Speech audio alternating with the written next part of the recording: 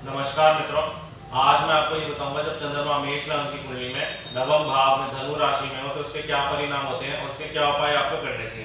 अगर आप अपनी कुंडली का विश्लेषण करवाना चाहते हैं तो आप हमें कांटेक्ट कर सकते हैं, या फिर अगर आप हमारे मैट्रिमोनियल सर्विसेज लेना चाहते हैं तो आप हमारे ऑफिस में विजिट करके बायोडेटा को सबमिट कर सकते हैं। जब नवम स्थान में चंद्रमा धनु राशि में होता है तो ऐसे लोग धर्म के कार्य करने वाले ज्ञानी और पुण्य आत्मा होते हैं, और ऐसे व्यक्ति धन से युक्त होते हैं और सुंदर, निरोग, तर्पण, श्राद्ध, संध्या, देव पूजा जैसे कार्यों को करने वाले व्यक्ति होते हैं। जिस मनुष्य के जन्म लगन से नवम स्थान में चंद्रमा हो और यह चंद्र पूर्ण बलवान हो तो यह बहुत प्रकार के सुख भोगता है और अपनी पत्नी को सुख देने वाला होता है। इस भाव का चंद्रमा अगर हीन बली हो या नीच राशि का हो तो जातक निर्धन और मूर्ख होता है।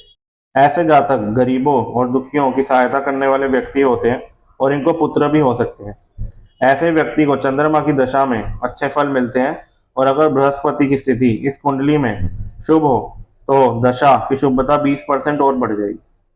मेष लगन में यदि चंद्रमा लग्न, पंचम या नवम भाव में स्थित हो तो श्रेष्ठ फल देने वाला होता है। ऐसी स्थिति में व्यक्ति का पारिवारिक सुख उत्तम रहता है, शिक्षा में उच्च सफलता प्राप्त होती है और भाग्य का भी सहयोग पूरा मिलता है।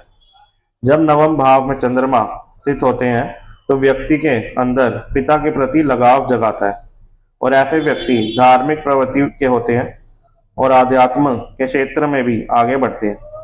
ऐसे लोग न्यायप्रिय व्यक्ति होते हैं, इसलिए समाज में कुछ भी गलत होता है तो इनको फर्क पड़ता है। और अगर यहाँ बैठा चंद्रमा दुर्बल अवस्था में हो तो व्यक्ति को भाग्य का पूरा साथ नहीं मिलता। अब अगर चंद्रमा के साथ यहाँ पर इस भाव में सूर्य हो तो ऐसे जातक का जन्म पौष कृष्ण अमावस्या की दोपहर 2 से 4 के मध्य में होता है। जातक को माता पिता का सुख मिलता है और पैतृक संपत्ति भी मिलती है, और यह युति राजयोग होती है।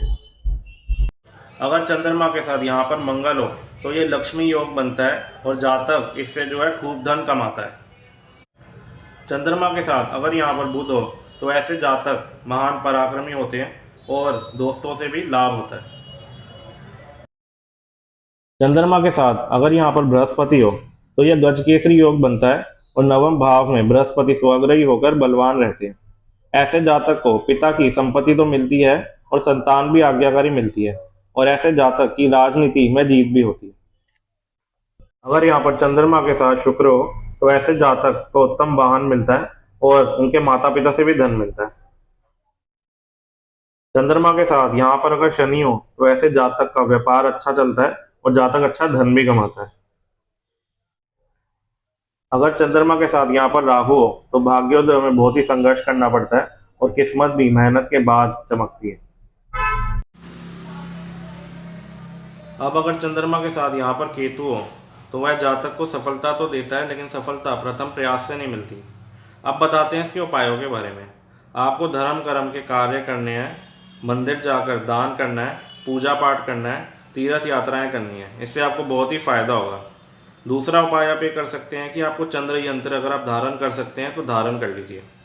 तीसरा उपाय आप ये करिए कि चंद्रमा की जो वस्तुएं हैं उसको स्थापित करना है, या फिर चंद्रमा के जो मित्र ग्रह हैं उनकी वस्तुओं को स्थापित कर सकते हैं।